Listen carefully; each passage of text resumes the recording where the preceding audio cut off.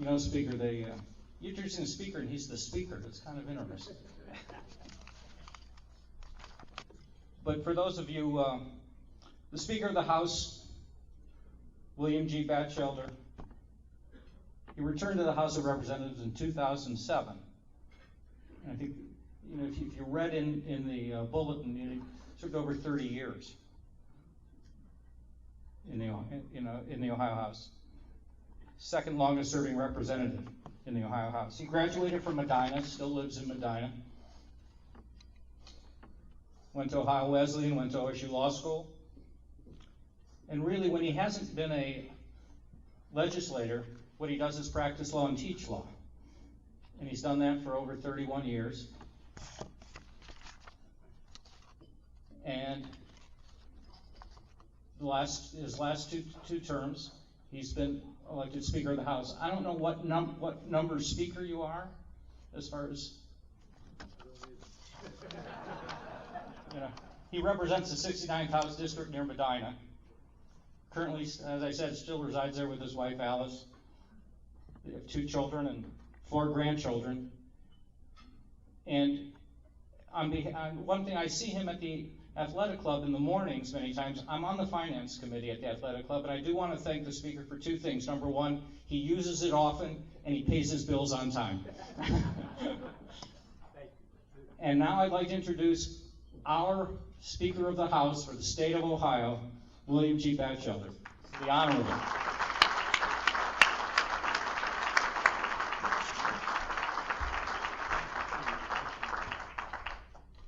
I'm very pleased to be here with you today.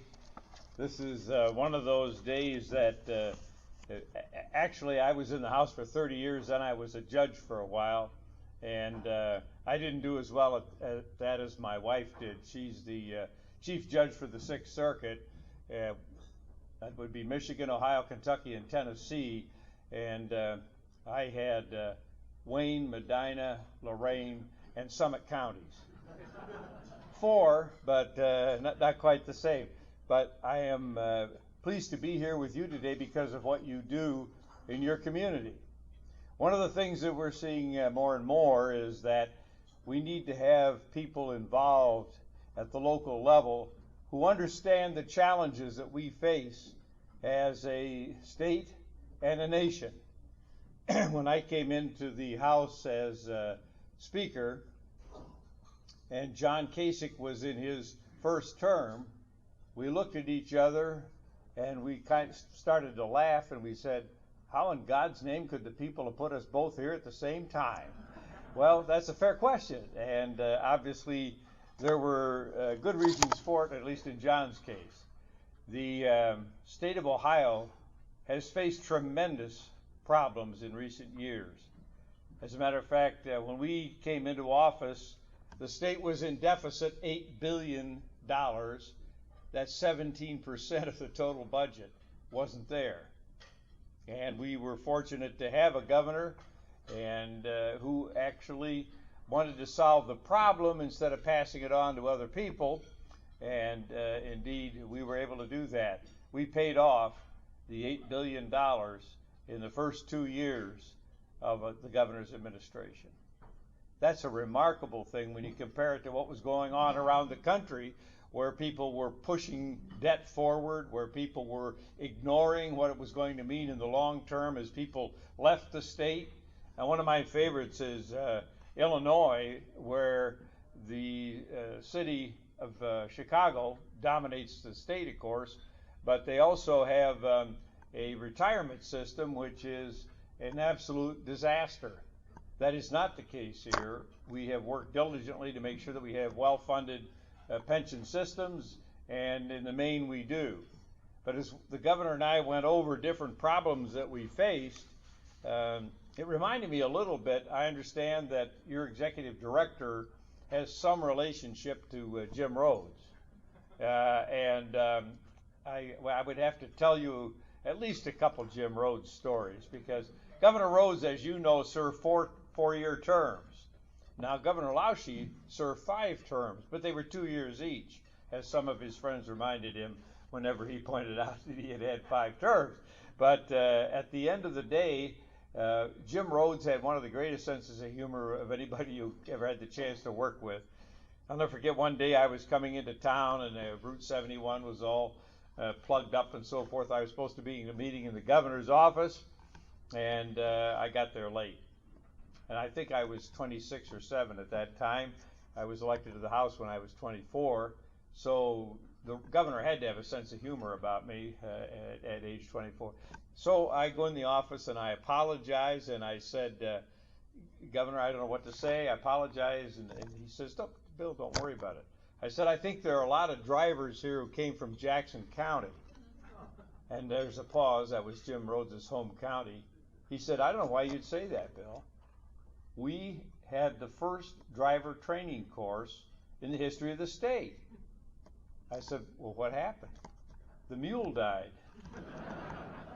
That's a typical Jim Rhodes response if you try to set him up.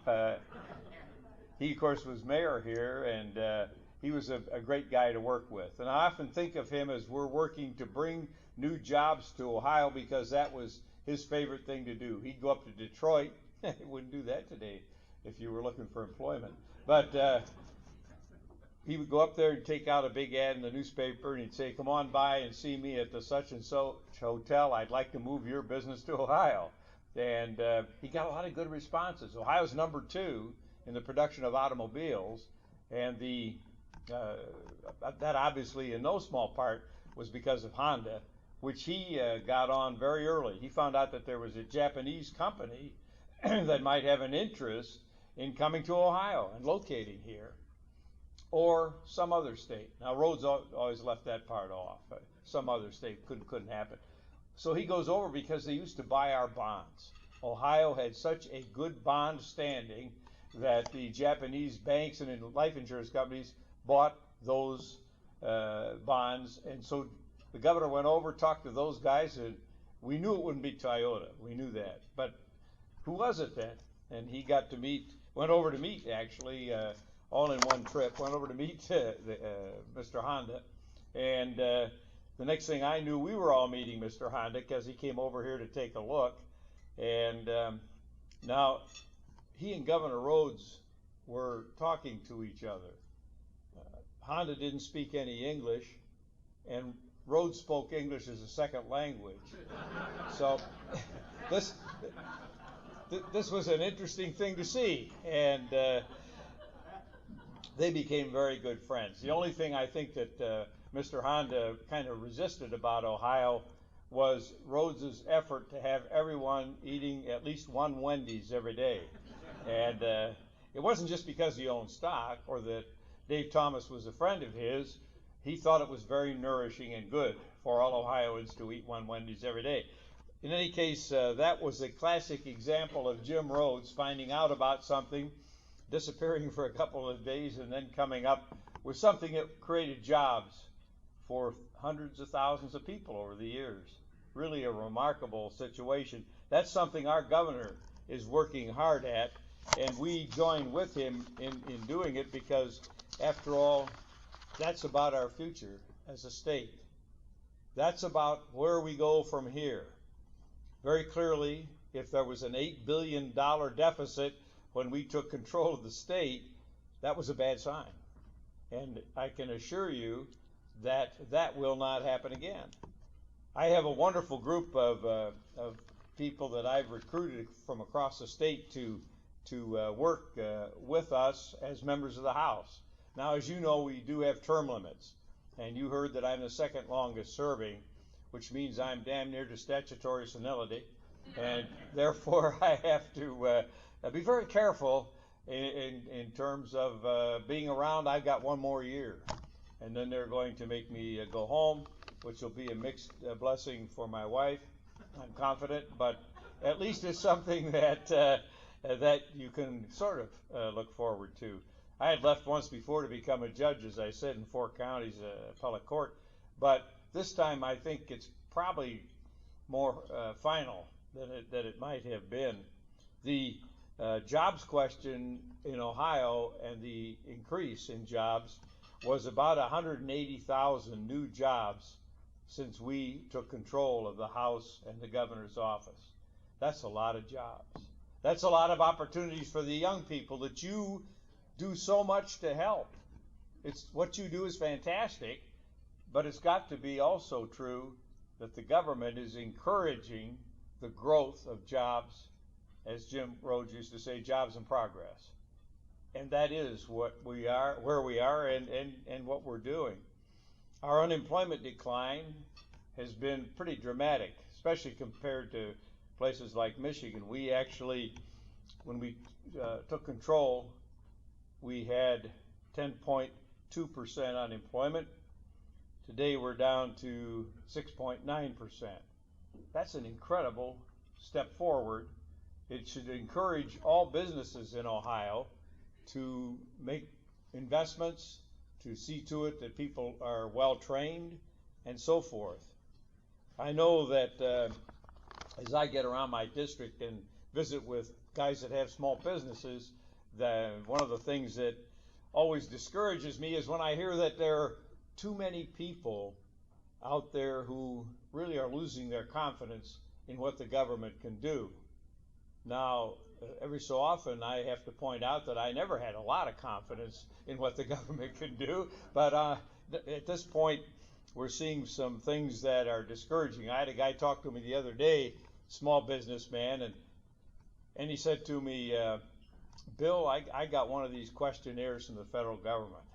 I said, what'd you do with it? Well, he said, I tried to answer it. He said that on page 52B, there was an inquiry about how many employees I had broken down by sex. I said, well, what did you say? Well, I wrote back that liquor was a bigger problem in my plant, and I really didn't know that I could answer that one. The bottom line, however, is as we have that growth, it is crucial that we have it for our young people, and nobody knows that. As I look at your activities, nobody knows that better than you do. There's a big discussion going on today. I managed to get out of the building on the freight elevator, and some of the people who are discussing are quite loud and rambunctious and so on, over what we're going to do about Obamacare. The legislature is not going to do anything about Obamacare because the governor, as he saw fit, created, and he has this authority, he created our entry into Obamacare. Now, what does the legislature have to do is to figure out how it's administered and so forth. The first step has been taken, and now we're going to have a fight today over the rest of it. I am very concerned about Obamacare simply because there's nothing that this administration in Washington has done that would particularly encourage my thinking about their capacity to become Aetna Life and Casualty or Nationwide or anybody else. Nothing I've seen as we look at our efforts to grow jobs in Ohio, nothing that they have done would encourage me there. So I do have to point out, however, that under our budgeting, we went from the curve growth in Medicaid, we have gone from 10.1% to 3.9%. We have dramatically reduced the amount of money that is spent on this very, very difficult subject. We're looking today at probably 22-24% of the budget of all people, in other words, out of the GDP. We're looking at that kind of a situation in terms of the penetration of the marketplace by medical care. And it's obvious, to me at least, that that cannot have longevity. This cannot continue. This cannot be something thrust onto employers and business people that they just have to accept. It's something that we have to do a lot of work on. We will have in the next 2 months a very strong series of bills dealing with fraud, waste, and abuse in that system. We'll be looking very carefully at the number of people today. I'm just shocked constantly. I'm so fortunate. I have really good people, in as I indicated to you, and it was just my privilege to recommend them and get with them and get them elected. we have a seat down in Scioto County. This seat was held by Vern Rife for, I think, since the Civil War. I'm not positive it had been. But this was a long time held seat, and it continued that way since 1945. So I went down there to talk to the county chairman. He was also a physician, and he was also the person who was in charge of autopsy there. And he started to talk to me about the problems of death down there from drugs. Death not of kids or hoodlums or just middle class people. And as he talked about it, I could see that he had a lot of drive. And I said to him, "What do you do down here?" And he said, "Well, I do go with the National Guard every year, and I do serve over in Iraq." And I said, what do you do there?" "Well," he said, "I go down on the battlefield, and I'm a doctor, as you know, and so I take care of young people who have been injured, badly injured, on the battlefield. We either take them back to Germany or we take them to Baghdad." I said to him, I mean, this just was too good to be true. When you're a political leader, you're looking for somebody like that. And so I said to him, "Doctor, had you ever thought of running for the House of Representatives?" And he looked at me square in the eye. You know, the colonels have those. He was a colonel. They have those little blue eyes, very, very intense. He looked at me and he said, "I think it's my duty." Wow, that's a too hanky experience, folks. I can tell you that right now. And so we put on a campaign for him. I mean, as I say, we hadn't won an election down there since 1945. He got 60% of the vote. He came to Columbus and he started putting in legislation which governed the drug problem in his area and across the state. And as he did that, the impression and the effort that he was putting in had an impact on people all over the state in law enforcement. And as a result of that, he was selected as the outstanding DO in the country. That's the kind of thing that can come out of a legislature that's working hard to try to do the right thing and, very frankly, to save lives. Right now we're facing another drug infestation with heroin. When I was a kid, if somebody took heroin, our assumption was they were going to drop dead right in front of you. Today, our young high school people and others are in the same pattern. I've asked Colonel Johnson to start doing what he had done in the legitimate drug areas, and we're going to have to face that problem. And that's a problem that has to be faced in this new Medicaid situation.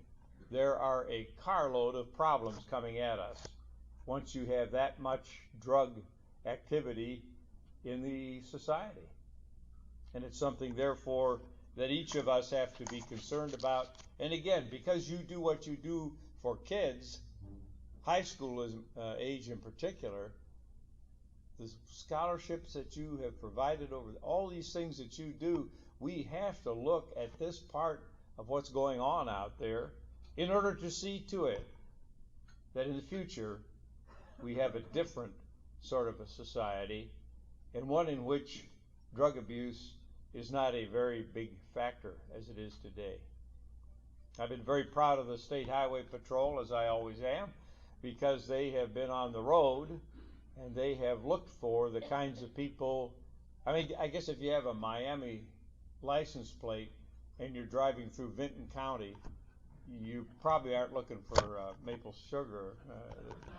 So the troopers are on top of this thing, and I just have to say that that's one of the factors that we have going. We have the medical factors going, but we really have to be on top of this, and the governor's very, very sensitive to it.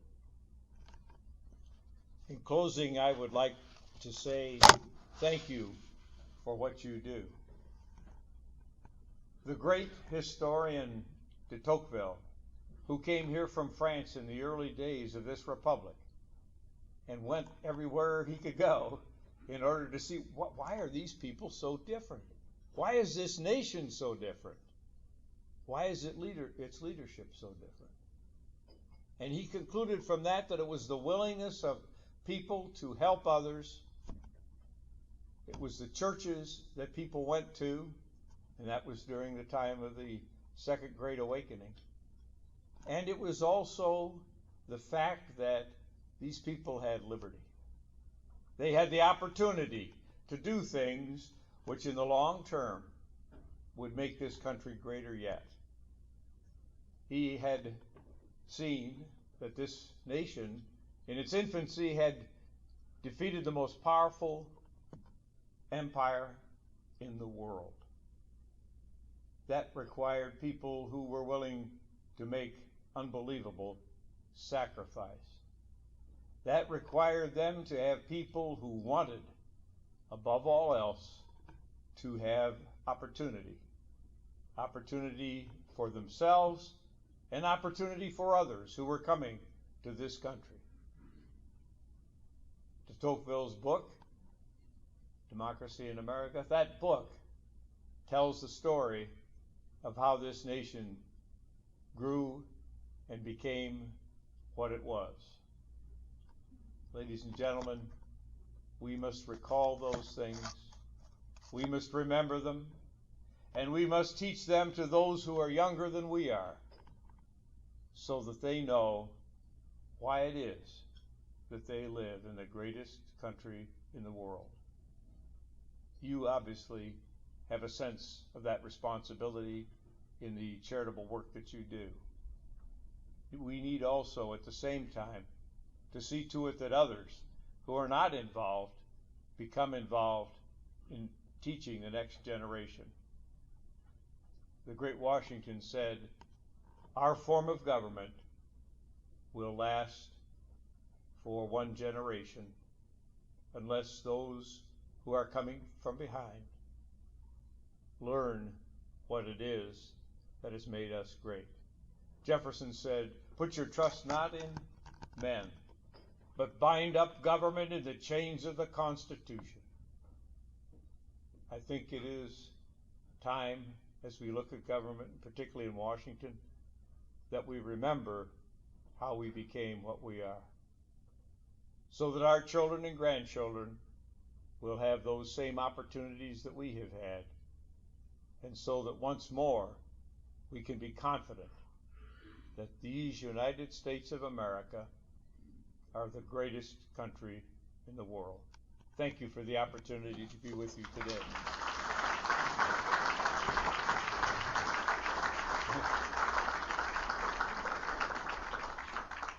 Steve says I have to answer questions. And therefore, as my voice disappears, I will attempt to do that. Thank you, sir. Yes? Sir, do you have any feelings on the current gerrymandered districts in Ohio? Are you satisfied or dissatisfied with those? We've spent a lot of time on those districts, and obviously it gives one party or the other political opportunity. But equally important, it gave this state, let's just take the congressional level. In this state, when Jim Rose was governor, he created a black district up in Cleveland. It's called the Stokes District because Carl Stokes was supposed to run for it. Well, he ran for mayor and by accident got elected in mayor of Cleveland, and that seat is still there. We have protected that seat over the years. We had a discussion with a lot of the leaders here in Columbus. Became clear to me that we had a second potential black seat. And so we created the seat that Representative Beatty is in now. This is her first term in Washington. I had known her because she had served in the House. It was amazing the change in the demographics of the city of Columbus and even the whole county. And so we'd reached a point where it was a better thing to have someone who had the background that she did. And so a new district, a black district, was created here. The districts are not mysterious. Obviously, you try to get as many people as you can elected, but The other side of that is that when you have a situation of demographic change, then you have to adapt to that.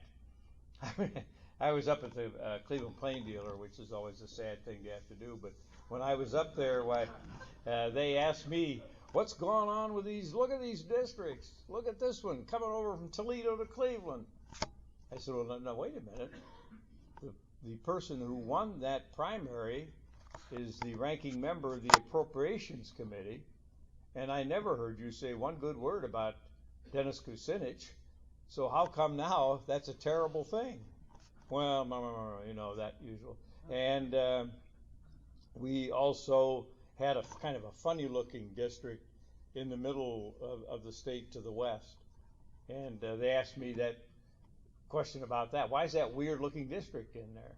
And I said, because no one, Republican or Democrat, wanted to run against Jimmy Jordan. It's just that simple. And the parties were pretty well agreed, let's not have a situation where he might have to move and run over somebody else. He's been a dynamic campaigner and so forth. Obviously, also, we need to have some reforms in those areas so that there are some limitations. Unfortunately, during this last census, before we were elected, in that census, the decline of our population was amazing. We lost 2 seats in Congress. And as a result of that, obviously, you're going to have all kinds of changes in that's at the congressional level. At the legislative level, it's even worse because you have 99 people, and that means that there are all kinds of districts in terms of their demographics and so forth. But this afternoon, I'm going to be holding interviews with people who want to be the executive director of the Committee for Modernization of our Constitution in Ohio. That will be a matter that will be very strongly discussed there, perhaps even heatedly, and I think that there will be changes made. It was my privilege to introduce the legislation and carry it, which called for constitutional modernization. We have one of the biggest constitutions in the country, but not necessarily one that is adapted to today's challenges. But that's one of the challenges that we will look at.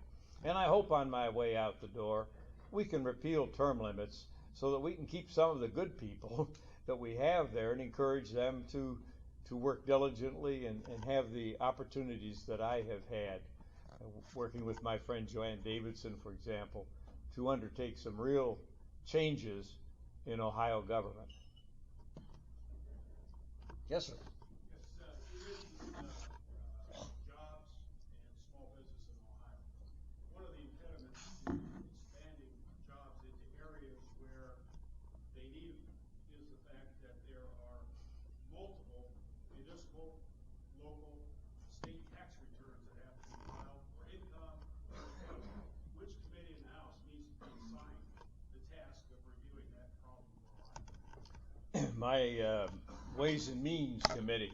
We used to have a taxation committee. Chairman goes home, gets defeated, then you have to have a new guy start out, run another committee. We don't want to talk about taxation, but Ways and Means, that sounds much more acceptable. The bill is almost finished. We have 2 areas that are important that are not yet solved. One is NOL. We're working on that. I think we're going to just have study, get the proper kinds of people together, and postpone action on that. I don't want to have this bill, which is the first one that's gone anywhere near this far in this area. I don't want to have this one get grounded because one particle of it is bad. We have a tremendous problem across the state. It's bad in Cincinnati. It's not quite so bad here. And it's terrible in Cuyahoga. You're talking about, I think it's the number right now, I don't want to be held accountable for, 62 different subdivisions in that county. So when a plumber goes from suburb A to suburb D, then he has to file in both places. that's goofy enough, but then we have problems because Cincinnati treats athletes who come into town one way and Cleveland a different way. What happened originally was that under the Constitution Home Rule provision from the 1912 Constitutional Convention, that gave the power to create income tax to the cities. The result of that, in 1947, the Ohio Supreme Court upheld the ability of local subdivisions to have an income tax. I don't think there was any question about that. Ever since then, it's been off to the races as far as the problems that it's created for small business. We have polls now that show how difficult it is to a lot of particularly NFIB small business. And incidentally, it's one of the things that's used against us in attracting business and industry. And we know that. People will say that to the people. We don't have the development department. Jobs Ohio now is seeing that same problem.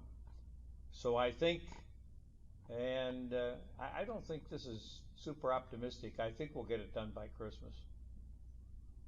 Maybe we can wrap it up in a package, red and green. Yes, ma'am. What is your reaction to the poll last week that the majority of Americans are centrist and that they hold ideals that are common to both the Democrat and the Republican Party, and that it's at the extremes that are the minority that yet seem to be pulling us and polarizing us as a country? Do you have any comments about that, or what we can do to make the people's voice be heard? Could you repeat the question? Yes, the question is, given a poll, whose poll was it? It was Esquire, and Oh. Esquire conducted it in Ah, MSNBC. Esquire and NBC. MSNBC. I've not seen the poll, so I'm not really sure about it. The question is, because the poll shows that both Republicans and Democrats have more moderate people than you might expect given what goes on in Congress, I presume. Given that, what do we do about the two political parties? And of course, part of that has to do. Is that fair? Restatement. It's not really fair if you haven't seen the poll, so. Well, but I have opinions. My goodness. When you've been in the House for 38 years and you don't have any opinions? I mean, good Lord. I think it's important for us to understand that a significant number of people are moderate. I think the majority. We usually see that in our polling. And I also think that there are a lot of people who go with either party because they hope for direction from a political party. That is, that it's going the way that they would be more comfortable with. I'm not sure how that operates in terms of the campaign structure. We know that particularly in the Obama campaign, the effort to bring people on board was dramatic and very successful. And part of it is that the Republicans persist in nominating people who don't inspire people very much. And but the other problem is, I think that as the party system has grown, it has definitely grown out. I'm not sure that there is a problem. That is to say, I'm not sure that this is something that is hurting the country. However, when you have a month or two like we just had, you have to wonder. And I'm very concerned when our bonds are questioned. And that is something that in the long term obviously could be very difficult. I don't know how that changes. One more question. Just so you understand, I was Ronald Reagan Steering Committee Chairman in Ohio. Yes, sir. Last question. First of all, Jack, I'm disappointed that you had the floor and didn't get back at Studer, but we'll talk about that later. I'm glad you have opinions because I'm curious what yours is about term limits. I mean, now that we've had them for a number of years, there was an overwhelming movement in the state to have turnover, and now there's a lot of people saying that may not be a good thing. You just referenced your tenure. What are your thoughts? And if your opinion is we should go back to the way it was, is there anything being done to have it happen? Yes, yes. Unfortunately, the guy I got to lead the charge was Gordon Gee, and all of a sudden he didn't have any tenure problem at all. So I love that guy, and he's done a great deal for all of the public colleges in Ohio. I think that, first of all, there are studies in Ohio particularly that I'm acquainted with where the average tenure of members was about 9 years, and this one is 8. So if all that carrying on and so forth was to get rid of that 1 year, that doesn't make a lot of sense. The bad part is that people who stayed for an extended period of time, generally speaking, were getting reelected by overwhelming margins. Some of them in partisan districts, but some of them also simply because they were active in providing legislation that changed schools, that did all kinds of things. And there were a number of people who frankly weren't all that involved. The irony of this whole thing is that if you look at the Federalist Papers, and it's up toward the front, and I'm sorry right now the number isn't coming to me, the founders went over this same issue. Madison particularly was absolutely opposed to the idea of term limits, and he really is the architect of the Constitution generally. And as a result of that, they didn't do anything with it. That was not included. He said if you don't pay people too much, then they won't hang out if that's all they're looking for. Well, I've watched that, and I believe that's true. I've seen some folks smoke on out of there because they'd had it. But I think it's important also that we take a look at that language that in that Federalist paper to see what he said was the preferable sort of member, which was a member who was entirely interested in ideas and stayed simply because it was kind of a way of life, but they wanted to make changes and do constructive things.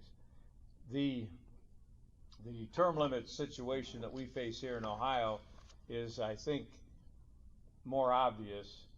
I started in '67. I worked for John Brown, who was lieutenant governor over in the Senate. I never went back.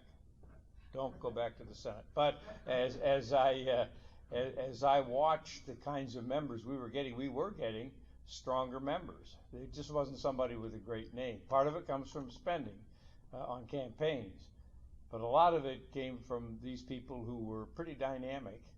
And the one thing that always struck me was that those people more often got reelected than the ones who were part of the furniture. And so I think that was a mistake.